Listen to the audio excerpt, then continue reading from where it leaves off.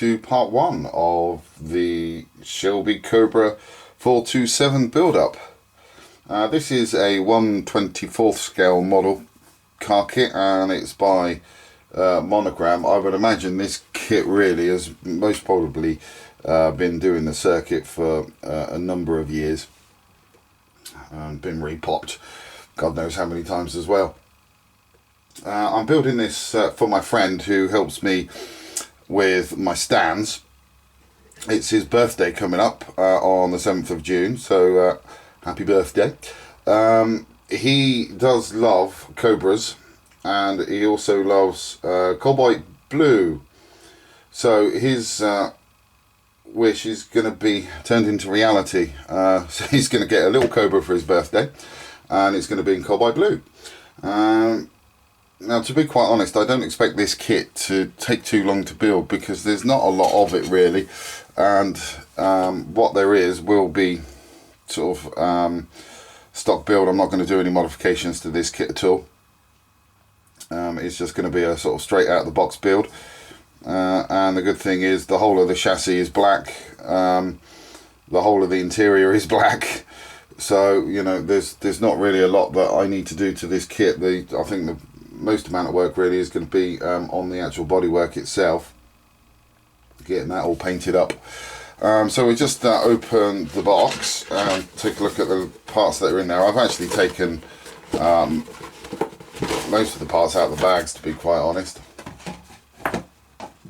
Let's put the lid down. So this is the body. So that's actually quite dinky, and if I get the GT500 body out and put that there, I'm still waiting for the paint to dry on this properly actually, so you can see sort of how tiny this model really is. I mean, that almost fits in the engine bay. So that is how tiny this little car is. My little Kazon torpedo there has just decided to come into view as well. Still working on that at the moment. That's almost finished. So that's the body, and you can see there's quite a bit of detail. There's quite a bit of flash as well that needs to be removed, especially from the inner wheel well there, or fenders I think they're called in the US, and also down the front there.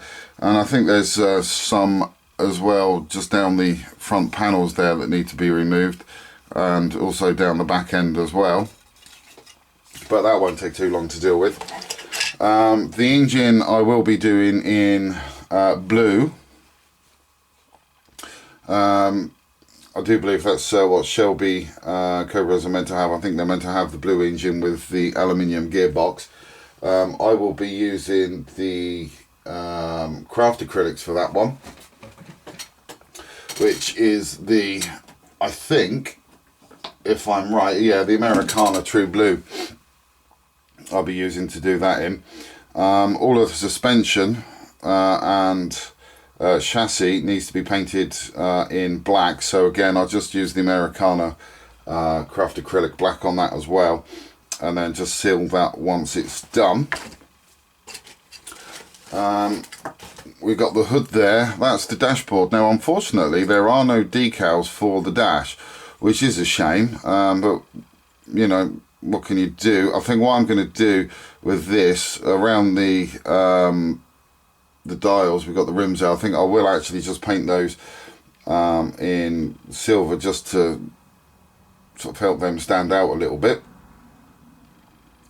As I say, the actual interior of the car is going to be done completely in black as well, so that should hopefully look alright. And then I've just, that's the interior bucket, and I have actually sort of taken that off from one of the seats as well, just to have a little look, because I can't resist. We've got the firewall just there, and some more suspension bits and bobs. We've got the wheels there, and then the engine blocks there. And then if we dive in a little bit further, We've just got the front and rear glass for the cabriolet as well. I am going to do the soft top. I will do that in black, but I'm not going to stick it on. It's just as a little option, so he's got the choice then as to whether he wants the roof on or off. And then we just got the little tyres in there. I don't think they're actually named. No, there's no names on those tyres. And they're just standard, but they look alright. There's some little bits of flash and whatnot that I've got to come off of those, and I just scrub those as well lightly with a bit of sandpaper just to make them look as though they're worn in a bit. We've also got the chrome section, which I haven't taken out of the box. Some of this I will de-chrome, actually, to be quite honest, because I don't think it does need to be chromed. And then we've got two different types of wheel in there. I'm most probably going to go for this type, actually, rather than the top ones there. But there's quite a bit of chrome in there, which is kind of cool. We've also got the rear lights as well in there. And then last but not least, we have a plethora of decals, and that's it for the decals. So there's not that many really, to be fair. As I say, it's a shame that we didn't get the instrument panel decals there, but never mind. But that's about it for the kit parts really. I mean, most of it, to be fair, is quite clean. There is some flashing that needs to be removed, as you can imagine. As I say, I think this is a pretty old kit that's just done the rounds quite a lot. But yeah, I mean, it's going to be a fairly sort of simple, fairly straightforward build, this one. It shouldn't take too long to build. Now, I don't know whether you're actually going to see this or not, but that is the blue that I'm going to be using for the kit, and that will go over the bright silver candy base, pretty much like I've done with the GT500. Hopefully this time things will go a lot smoother. Now I know what I'm doing with it. We've also got a little driver as well. That come with a Fujimi kit. Now, he doesn't actually fit in the cockpit properly. I thought I'd give it a go. It's a 1/24 scale figure to go in a 1/24 scale car, but he doesn't actually quite fit in. His legs are a little bit too long to fit into the wheel wells. Even with the, even with the seat on, if I sort of get the seat out,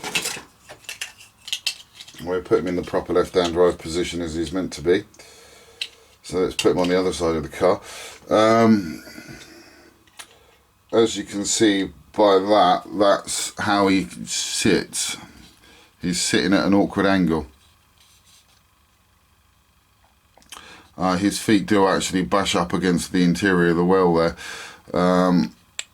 So I'm not quite sure how I'm going to get around that one. I have actually moved his feet inwards. I've heated up the plastic on these legs. He's now got 3rd-degree burns, poor guy.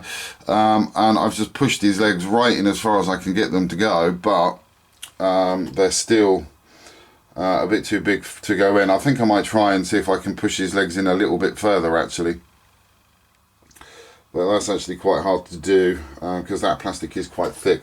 But we'll give it a go, see what happens. We might need to do some surgery on him and cut his legs off or cut his feet off, because that way he should hopefully fit in. But that's about it for this kit. I will come back to you in part 2, where hopefully, because this is a small kit and all the chassis parts need to be just done in black, hopefully that will be put together. So until then, thanks for watching, and please do take care.